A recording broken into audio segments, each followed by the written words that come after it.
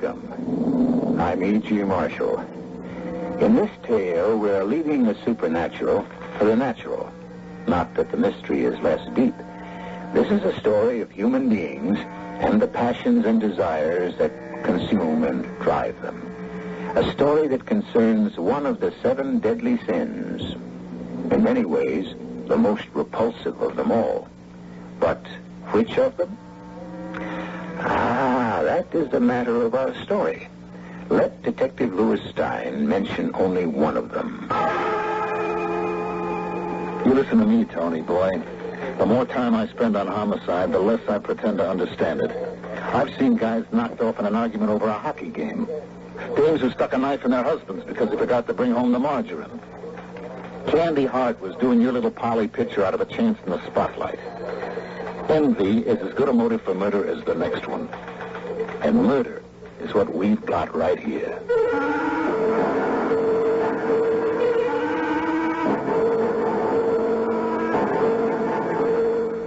Our mystery drama, The Slick and the Dead, was written especially for the Mystery Theater by Ian Martin and stars Russell Horton. It is sponsored in part by Anheuser-Busch Incorporated, Brewers of Budweiser, and Jovan Collections for Women and for Men. I'll return shortly with Act 1. When you say Budweiser, I was getting off the super slab, and this sweet thing says to me, you got the years on me, man. Come on back to this home. she's got the king of fears for 100 years, Tim Tim on the side. Not good to hear that sweet thing say to you with every ride. There is no other one. That's right. There's only something left. Because the king of fears is leading all the rest. When you say Budweiser, you said it all. Anheuser-Busch, St. Louis, Missouri.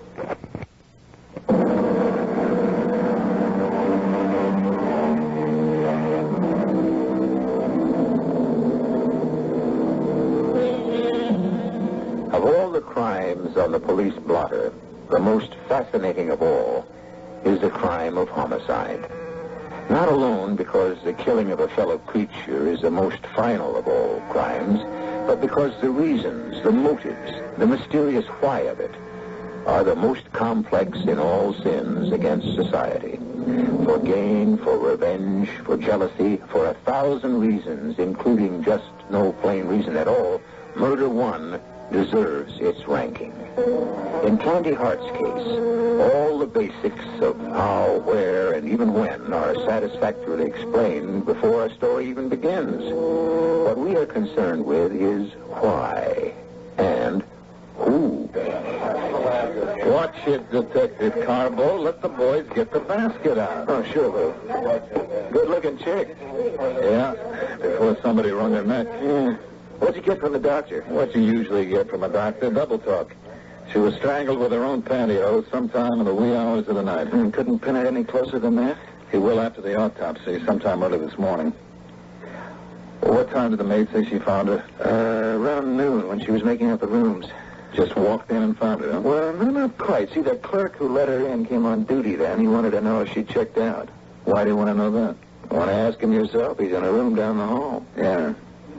All right, nothing more to do here. She signed in as Ruth Sniffen. Sounds like a phony. Could be. Her address was phony. And when we checked her purse, we drew a blank. Too little there, if you ask me. Somebody ripped her off? No, money was there, and lipstick, compact gum, some keys, a pencil, and a couple of hair ribbons. Hair ribbons? Mm-hmm. Hair ribbons. So? Well, nothing. It's just a funny thing for a dame to be carting around. Why? She's got long hair. Yeah, that's right. Come to think of it, though, you might have a point. How come? You take my kid, Debbie. She's got this long hair, too, you see, and she takes ballet. So? Did you get a good look at that one before they carried her around? Oh, sure. She was one looker. No, her legs, I mean. Did you notice how muscular they were? Yeah. You know, dancers use ribbons to tie back their hair. Maybe this will give us a lead on who she is. Isn't there anything in her bag? That's the whole point. Nothing. No letters, papers, no credit cards, Social Security, nothing. Tell you what, you go call Chorus Equity. That's the dancers' union. See if they got a Ruth Sniffen. I'll take this hotel clerk and see what he knows. What's his name again? You ready for this? Yeah. Cabot Lodge. What? How's that grab you? I wasn't ready for that. Well, the odds you won't be ready for him either.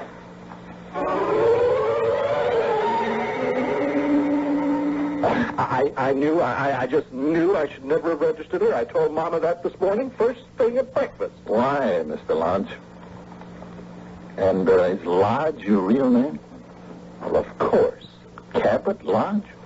Well, not really Cabot. Albert, actually. But in my profession, names are so important. Hotel clerk? Now, in charge of the desk. I work the middle shift because Mama's more or less invalid and needs care. I see. Yeah, of course, I had it legally changed, years ago. Now, why was it you told Mama, your old lady, that you should never have registered her? The Admiral Hotel has a reputation second to none. And nothing like this, but nothing has ever happened here. All right, let's make this simple and quick.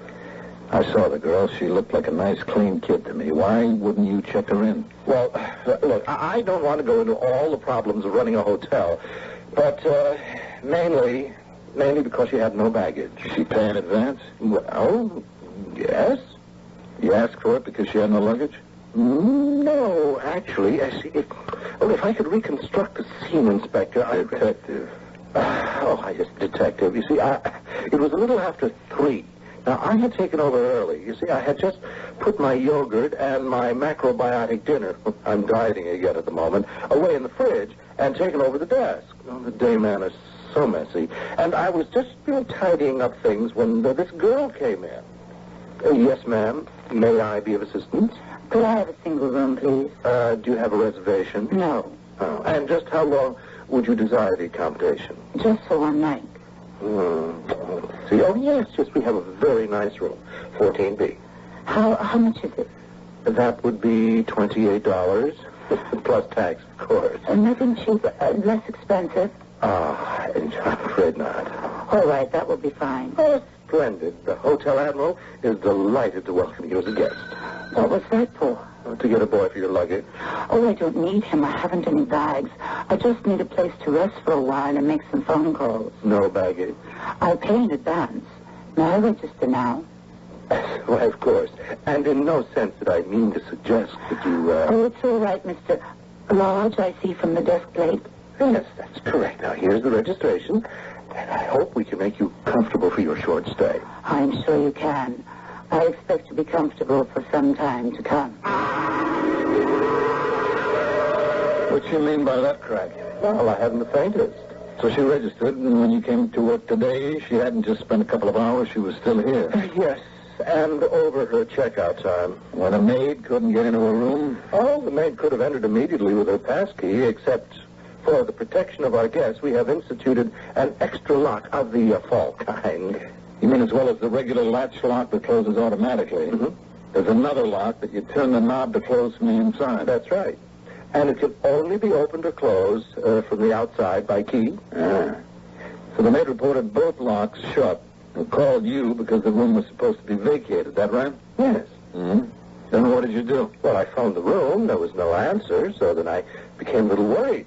I went up myself and used my key for the protection lock, and we went in and found her. Dead? Yes, poor little thing. On the floor. And the bed had been slept in just as we saw it? I guess. Nothing was touched. Everything left as it was. All right. Just one more question. You seem to be a very sensitive man, Mr. Lodge. You have any idea why this girl took that room? Well, it could have been an assignation. Even in the best-ordered hotel. Even in the Admiral? Well, I shudder to admit it. Did you have any visitors? No, not that the hotel knows of. But of course, it's impossible to check. Did she make any outside calls? Yes, I prepared a list for you. Here they are. Good. How about incoming calls? No, we have no record of those. Excuse me? No, I'll take that. Detective Stein. Hey, Lou, I gotta hand it to you. I got a make on a DOA. Yeah, who? Her real name is Ruth Sniffen. Mm-hmm. Yeah, but it seems like Chorus Union here doesn't allow two dancers with the same name, right? So, there was this older dame named Ruth Sniffen at the same time our Ruth Sniffen joined... Tony, do me a favor. I've had enough small talk to last me to my grave. Just get to the point. Yeah, okay. Our Ruth Sniffen is Candace Hart. Candace? Yeah, Candy Hart, dancer. She's now playing in What a World on Broadway, and I got an address for it, too. 1324 Christopher Street in the Village. And she has a roommate named Polly Pitcher. Yeah, you want me to follow up? The Pitcher dame is home right now. All right, get Polly Pitcher down to the morgue for an identification and meet me at the station. Maybe we're starting to move at last. And don't let that pitcher spill till I'm there to sop it all up.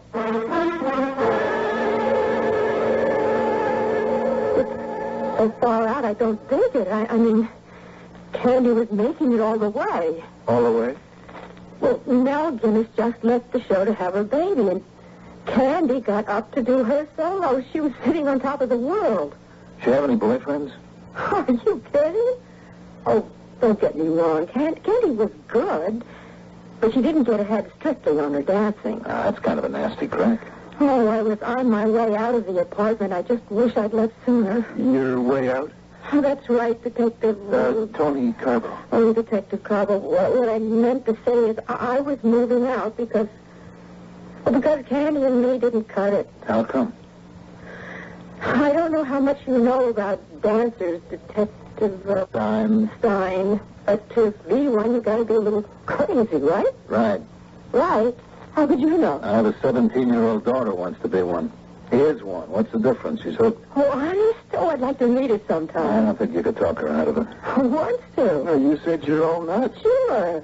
But who wants to live any other way if dancing is what you really want? Go on, Miss Pitcher.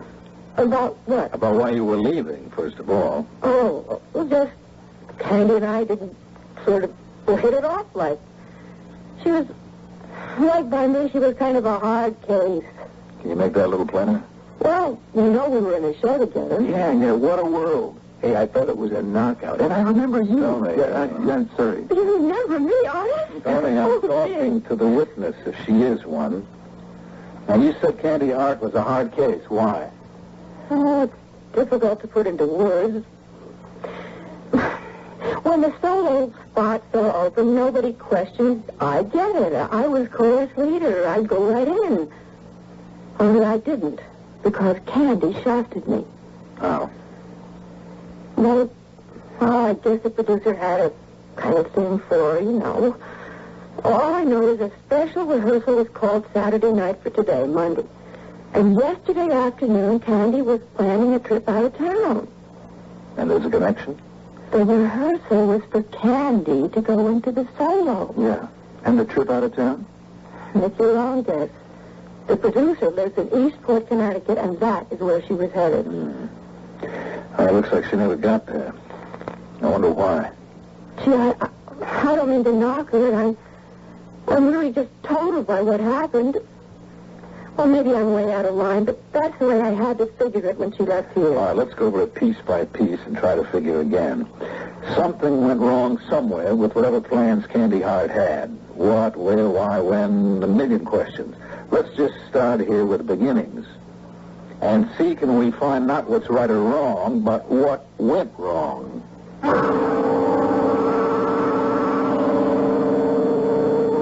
The classic pattern of the result of that dreaded word, murder. Inexcusable. The taking of another's life, for whatever motive. I once asked you to be judge and jury. That doesn't apply in this case. Here, you are the detective. Make your own decision who is responsible for the death of Candy Hart. I shall return shortly with Act 2.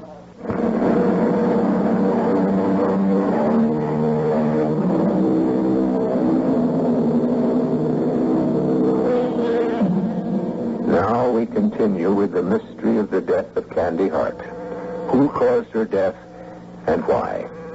Remember that you are a detective along with detectives Lou Stein, 1st grade, and Tony Carbo, 3rd grade. Shall we make you detective 2nd grade, since these reports come to you secondhand? And see if you can point the finger to the murderer as the case unfolds, while Candy's roommate, Polly, is being questioned. All right, Miss Pitcher. Incidentally, just for the record, is that an AKA? A what? AKA, that's also known as? You know, an alias? You mean, is it your real name? Oh, yeah, sure. I really am Polly Pitcher. Well, Pauline, to be exact. Mm-hmm. You said you figured your roommate Candy was off for a little weekend whirl with the producer of your show. Is that right? I don't know.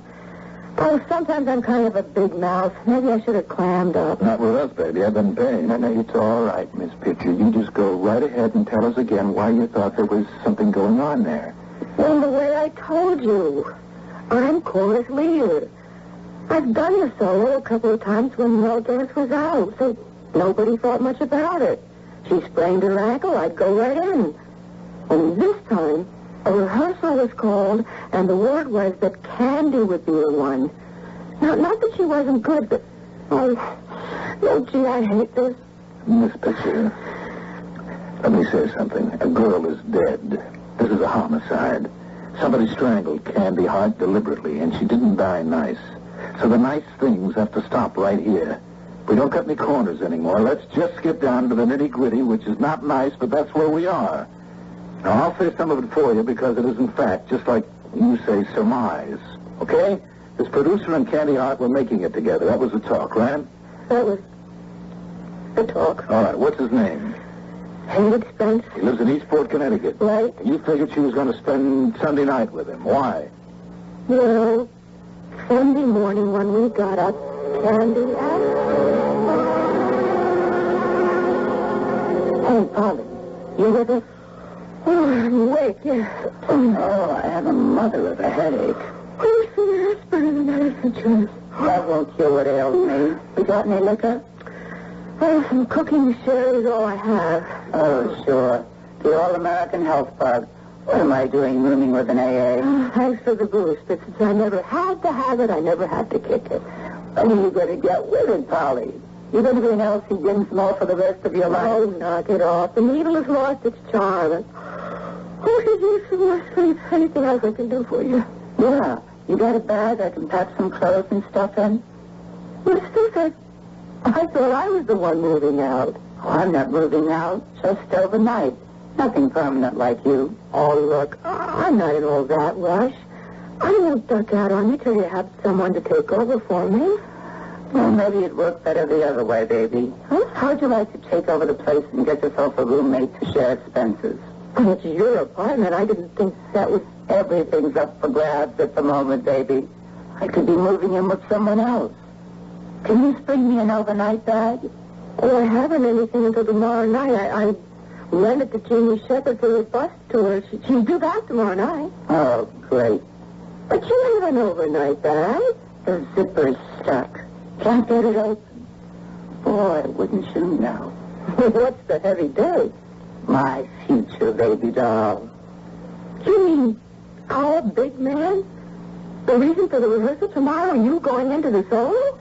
No hard feelings, Polly. That's only for openers. Spencer may have something going beyond that. Oh, boy, you're playing with fire.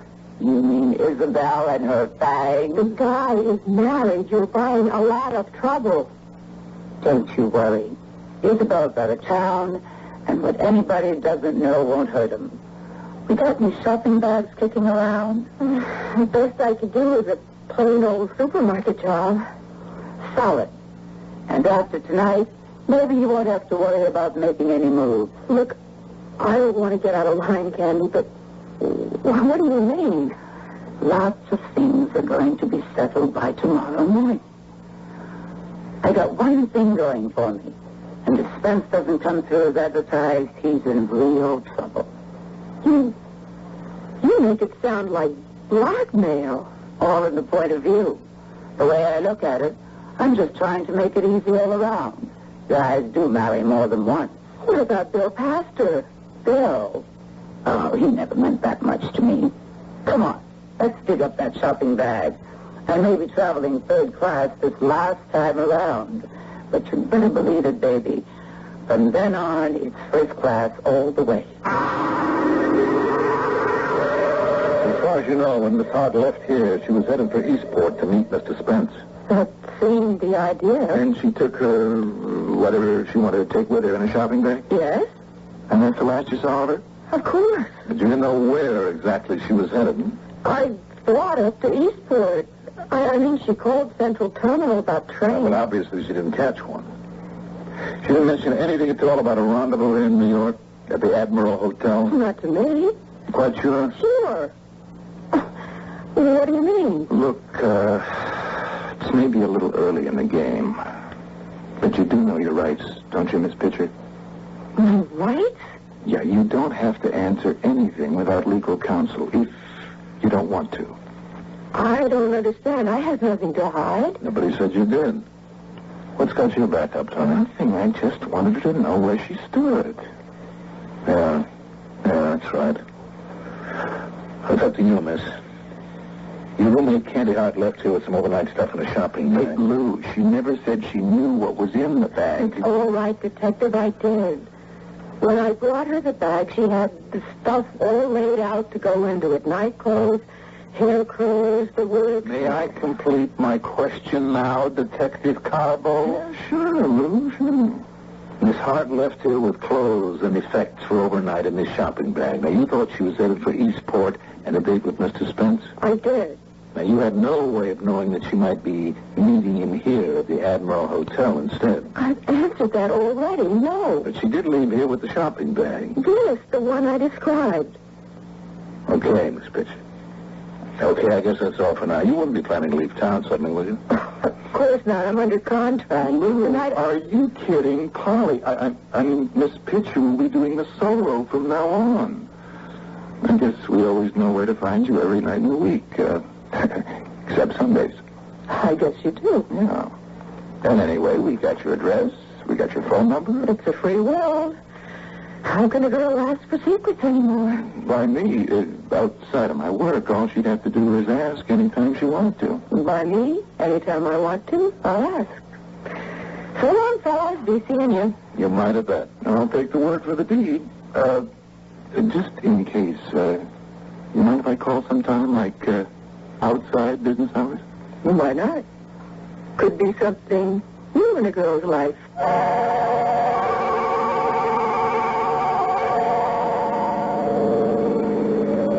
Kind of got me, huh, Tony?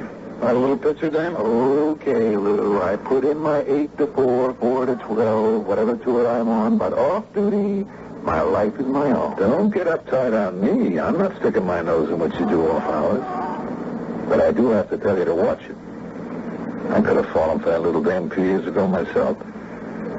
That still doesn't mean she's leveling with us all the way. What are you talking about?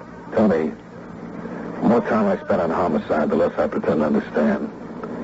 I've seen guys knocked off in an argument over a hockey game. Dames who stuck a knife in their own husband because they forgot to bring home the margarine. Candy Hart was doing Polly Pitcher out of a chance in the spotlight. Envy is as good a motive for murder as the next one. You don't seriously think? I'll tell you what I seriously think. You better stop thinking about her as anything but a suspect. And you better get moving to clean this thing up. Now, we're splitting from here on in. You can have this bill passed to the boyfriend that was mentioned. I'll take the Spence guy who looks like he might just be the whole crate of apples. So let's get on the ball. Yes, Detective, whatever the name was. Stein. Oh, yes, that's right, Stein. I'm quite aware that Candy, Miss Hart, is dead. You know, I had to appear in front of the entire cast of the musical at rehearsal Break the News. Yeah, I know. That why you came to town, Mr. Spence? I beg your pardon? Make the announcement, I mean? Sir, I am in town every weekday. I run an office here. Just because I have one hit doesn't mean I haven't other projects in work. Sure. Now, let's see. Rehearsal was called for 4, is that right? That is correct. And we didn't know who the homicide was till around 3:30. Well, I can check with my secretary, but it was shortly after that time that the appalling news was transmitted to my office. Mm-hmm. As a matter of fact, it wasn't until I got to the theater for rehearsal that I was told the news. Yeah. What time did you get in this morning, Mrs. Spence? I beg pardon? What train did you take in from Eastport this morning? I didn't. I drove. Oh. Put your car in the garage? Yes? Good. Well, the ticket will show what time you pulled in. That is correct. As a matter of fact, I came in yesterday from the country. Oh. In fact. When was that? Well, sir, it so happens that my wife and children are visiting her parents this weekend. I found myself at loose ends, decided to come into the city. And what time would that have been? In the middle evening, after dinner, say 8 or 9-ish. My garage will know what time I left the car. Yeah, they do. 8:47. Then where did you go? Not that it's any of your business, but to my apartment, where I worked until after midnight. Went to sleep, came down to my office at the usual time, around 10 a.m. Got a doorman at your apartment? No, actually, I own a brownstone. I have the bottom floors, rent out the top. And you say you were alone? I was. Did you make any phone calls? Did you see anybody during the evening? I made several phone calls, but got no answer. No, I didn't see anyone. So you were all alone from, say, 9 p.m. until at least somewhere after 8 the following morning? Unfortunately, yes. Sure. I mean, you're an intelligent man, Mr. Spence. I mean, you can see where all this is headed, right? Naturally. Now, Candy Hart. Why was she suddenly packing a bag to come and see you in Eastport while your wife and family were away? What? Was it because she was getting that solo spot instead of the regular girl who filled in? Has Polly been giving you some kind of a story about me and Miss Hart? I've done a little checking around. I had to warn you there was a lot of talk about It doesn't mean a thing. A theater company registers gossips like a family. As a small village, sir, Candace Hart was an employee, a talented one, but nothing more. Is that why you invited her up for the weekend or for Sunday night? Who said I did that? There's a taxi service meets all the New York trains. They got an office that side of the track. My information is you drove in with your white caddy, license number UV557, in time to meet the 12:05 from New York. Now, you seemed annoyed there was no one on it. You went over to Mario's place for a couple of snorts till the next train. When no one was on that for you, you drove off and went, where? You seem to be doing all the telling. Why don't you finish? That's all I got. The rest you told me. You came to New York. I'll give you a bracket, 12 to 4 a.m. Were you at the Admiral Hotel during those hours? I was not, sir, nor to the best of my belief, except to have a drink in the bar waiting for a train, have I ever been anywhere in the Admiral Hotel. All right, so much for who. At the moment, it wasn't you. Now, another big question you might be able to answer. Yes. Why? Why would anyone want to murder her, and why did you take a room in the hotel? Think it over, Mr. Spence. And remember, like I said in the beginning, you don't have to answer anything without a lawyer's advice.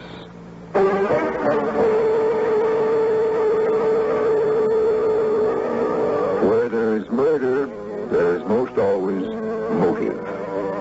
Not the casual hit and run of the mugger, the accident of panic, the mindless menace of a gun maliciously discharged into a crowd. Candy Hart's murder was motivated by what? Jealousy, fear of blackmail, and a broken family life? Those are all we know so far. Either would be enough, but there are others still to consider when I return shortly with Act 3.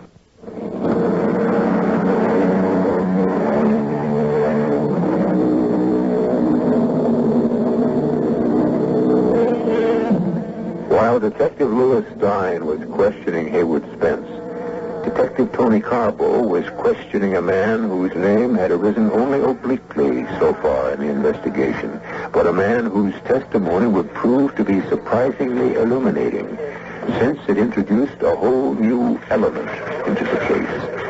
An enigmatic young man named Bill Pastor. I'm Detective Tony Carbo, Mr. Pastor. Come in. I'm sorry to drag you down to the precinct, as I couldn't locate you. Well, I was hauling the load. I just got in. Dispatcher gave me the message. What's the rap? There's no rap, just a couple of questions about a girl named Candy Hart. Oh, yeah. Yeah. You knew her? Yes. Yeah, I knew her. You know what's happened to her? I can read, can I? To the afternoon paper by now. Yeah. Sorry you had to hear about it that way. I gathered from this picture you had, had a sort of thing for Candy. Oh, all right, let's get that straight. I wanted to marry her. Don't try to dirty it up. Ease off, man. Nobody's trying to dirty it up. I'm only doing a job. Yeah. You want it the hard way? Okay. Where were you between 12 midnight last night and, say, 4 o'clock this morning? Zonked out. You want to make that clearer? I was sleeping. I had a whole freight out of here from Boston. 6 o'clock this morning, I just dead-headed back. Okay. You can check it out if you want. I already have. Not that it matters. When was the last time you were in touch with Candy Hart? I saw her a few days ago. She gave me my walking papers. Mm-hmm. How come? None of you. Well, what's the difference anyway? Who fights City Hall? I wasn't good enough for her. Except when she needed me. You want to clear that up? Yeah. She called me last night. What time? Around 6. From where? I don't know. First off, I thought it was from out of town, from that Spencer's place. Yeah, what did you think of second off? Nothing, because I got the kiss off. You want it all flat-foot? You can have it, with my compliments. I still can't figure it. Yeah. Bill, it's Candy. Hey, how are you, baby? Where are you? Where? Never mind that for the moment. I need help. Oh, what am I here for? You got it. It's pretty crazy, Bill. I just didn't know who else to turn to. I like that. You wouldn't. I mean, whatever I say goes no further. You just have to ask. I'm asking. So you can bet it. Not on your life. Okay. Now here's what I need to know. If a person, if someone has a sack full of dough in, like, small bills, kind of worn, could they be traced? No. Wait a minute, kid. What are you mixed up in? Bill, don't ask questions. Just give me answers. Well, how would I know? You know why? Oh, I know it's not like that with you anymore, but you do have, like, connections. Listen, where are you? Let me come up and talk to you. No, first answer me. Okay. The answer is, I don't know. I don't know where they came from. Do you? No, but I can guess, and they're not legal. Counterfeit? No. Lifted, stolen? Not exactly. How small denominations? 5s, 10s, 20s, a few hundreds. Not new. What do you want me to say, Candy? I've been up the river. I don't want to buy it again. It could be okay, but if it was me, I wouldn't try to pass it. What would you do with it? Broker it, fence it. Those boys know how to spread it. What would that cost me? How much you got? Never mind that right now. Let's say it was 100,000. Oh, well, with no connections, you'd be lucky to keep maybe 25%.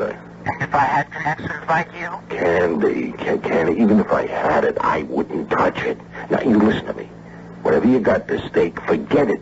If it's the wrong side of the law, it is worth nothing. Turn it in. Now, look, you want me to help? Tell me where you are, and I'll come up and we'll work it out. Forget it, Bill.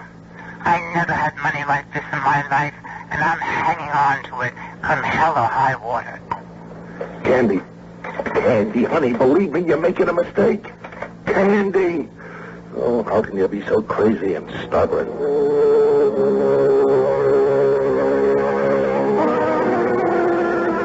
And that's all?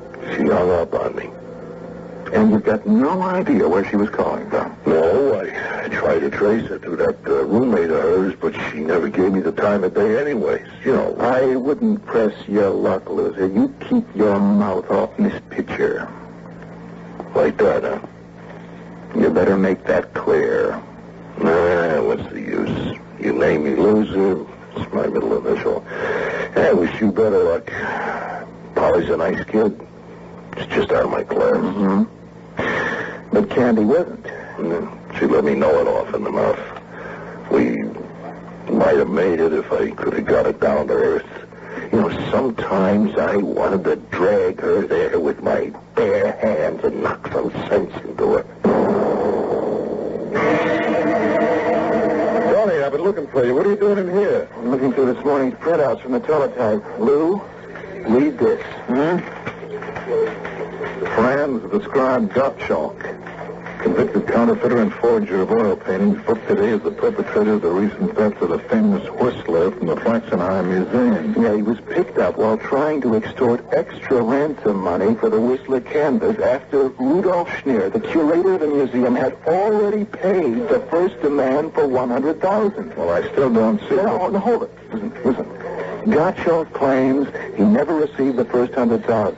That the shopping bag supposed to contain the money had been switched for one resembling it, containing articles of women's clothing, a hair curling machine, and a tape recorder. That's what Candy got the dough she was talking about to her boyfriend. And why she ducked her appointment with Spence and holed up in the hotel. But how? Look, she can't tell us. All right, that leaves Gottschalk. Where we got him? We're going to have a few words with that shakedown artist.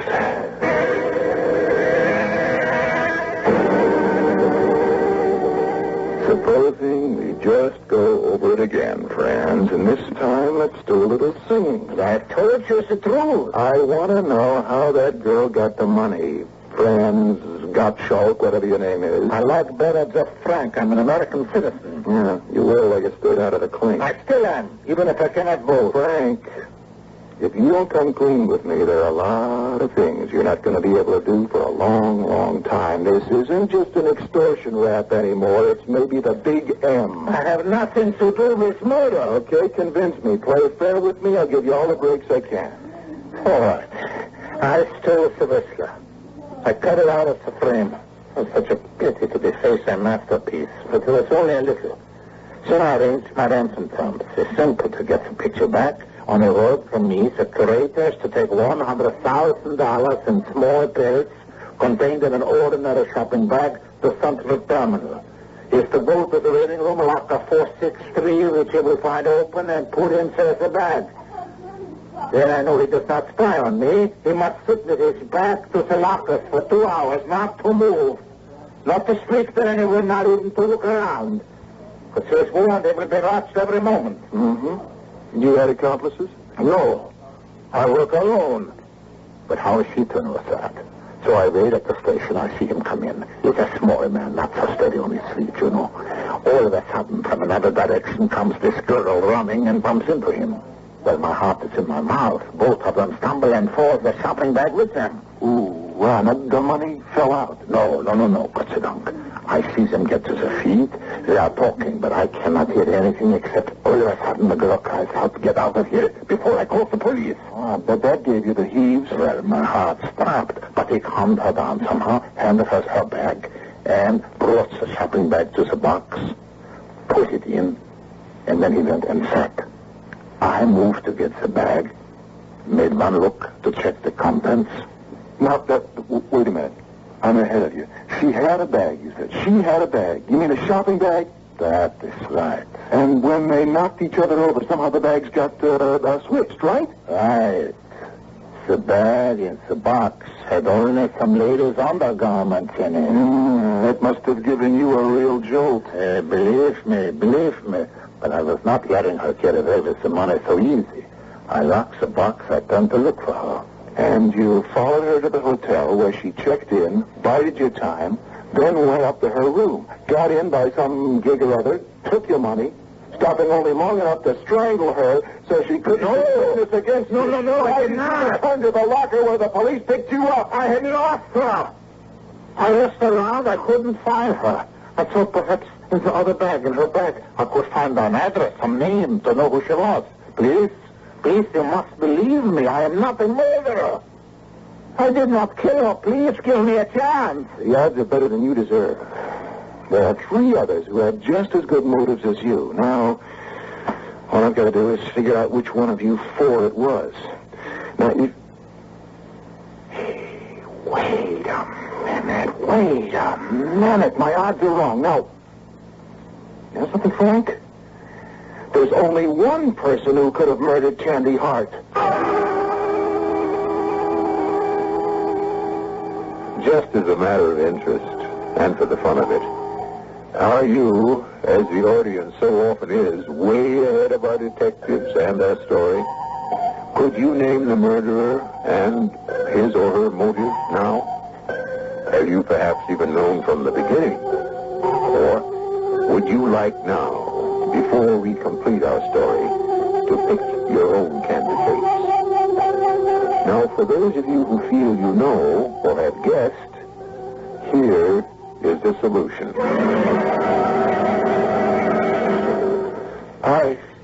I don't know what possessed me to do it, except that, well, I can't expect you to understand. But my vacation was coming up next Monday, and as usual, I just have no money. Want to be able to travel, to see the world, instead of being chained all day listening to Mama's whimperings and complainings. And then suddenly this blessed chance. No, I should say this terrible temptation. When the girl came in with the bag full of money. Yes. She was dusty as if she had fallen and all disheveled, and well, she was just definitely not a candidate for the Admiral Hotel. Well, I was thinking of telling her that we were all filled up when she put down her bag to register, and oh, Lord help me, it tipped over, and the newspaper covering it at the top slipped aside, and I saw it was full of money. So you let her in? Yes. And later that night you went up and used your pass key to get into her room. She woke up and recognized me, then turned on the light. I offered to share, but she was impossible. She said she would scream her head off if I didn't get out. For the first time in my life, perhaps, I lost my head. I snatched at anything to gag her, and somehow it was around her throat, and then before I knew it, she was dead. Well, I had nothing to lose. I took the money. I thought I could get away with it. I knew that money was stolen, but somehow, I don't understand. Somehow, you guessed. And the worst thing of all, I just don't know how we're going to break the news to Mama. I'm not sure I understand all the way myself, Tony. How did you pick it? Well, first off, I couldn't see our desk clerk Lodge ever letting anyone into the hotel without baggage, a woman especially. And second, once we knew the money was involved, I figured that let Spence and Pastor out of the picture. And little Polly, you never figured was in it at all. You said it. Now, as for Gottschalk, if he killed Candy and took the money, why try a second holdup? But most of all, it's my total recall. Like how? You notice those special protection locks at the hotel? Mm-hmm. The regular fall type. Right. Protection for the guests from the inside. But the only way to close that special lock from the outside was to have a key. And the only person who had that key was the hotel clerk. Elementary, my dear detective Stein. Now, what am I supposed to say? Amazing? You didn't think I didn't twig that right from the beginning? It's just that I couldn't figure that Mama's boy having any reason for... Well, I guess we're never too old to learn, huh?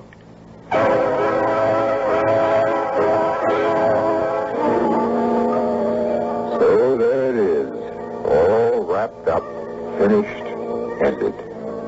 As you guessed it? If you did, well and good.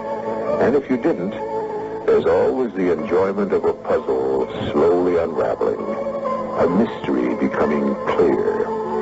I hope you enjoyed it as a change of pace and as a reminder that the order of natural events is frequently just as chilling as the supernatural. I'll be back shortly.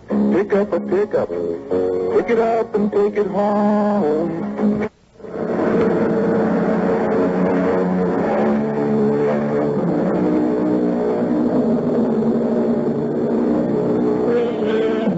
Just to pick up a few loose ends, the extortion money was, of course, returned.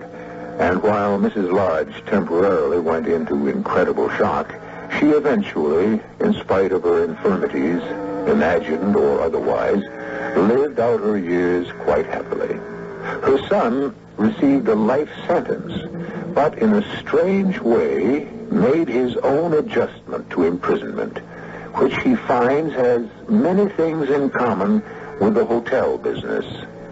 And Detective Tony Carbo is married to guess who? Our cast included Russell Horton, Rosemary Rice, Mandel Kramer, Josephine Premise,